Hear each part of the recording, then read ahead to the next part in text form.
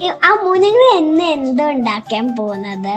നമ്മള് നല്ല പഴുത്ത ഏത്തപ്പഴം കൊണ്ട് ചെണ്ടമുറി എന്ന് പേരുള്ള ഒരു സ്വീറ്റ് ഉണ്ടാക്കാൻ പോവാണ്. അത് ഫേവറേറ്റാ? അത് യുവിയാമ്മയുടെ അപ്പൂപ്പന്റെ ഫേവറേറ്റ് ആയിരുന്നു. എന്താ ഇൻഗ്രീഡിയൻസ്? അതിന് നമുക്ക് നല്ല പഴുത്ത ഏത്തപ്പഴം വേണം, തേങ്ങാപ്പാൽ വേണം, ശർക്കര വേണം, അണ്ടിപ്പരിപ്പും മുന്തിരിങ്ങയും വേണം, ഏലക്ക പൊടിച്ചത് വേണം. ഒക്കെ കൂടി നമുക്ക് ഉണ്ടാക്കാം. എന്നെ ഹെൽപ്പ് ചെയ്യുവോ? എല്ലാരും ഹെൽപ്പ് ചെയ്യുവോ? അപ്പൊ നമുക്ക് ആദ്യം അടുപ്പ് കത്തിച്ച്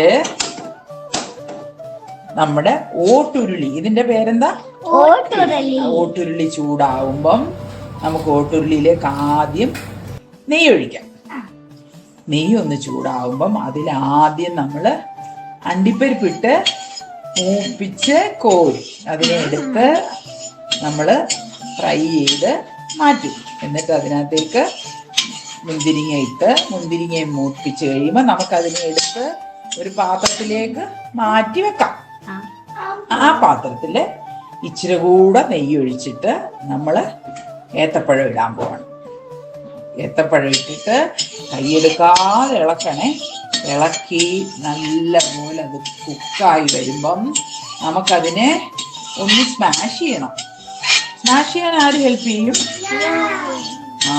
അതിപ്പോ പറയാമേ, അതിപ്പോ റെഡിയാവും. അന്നേരം നമുക്ക് അതിനെ സ്മാഷ് ചെയ്ത് നല്ല ഭംഗിയായി പേസ്റ്റ് പോലെ ആക്കണം.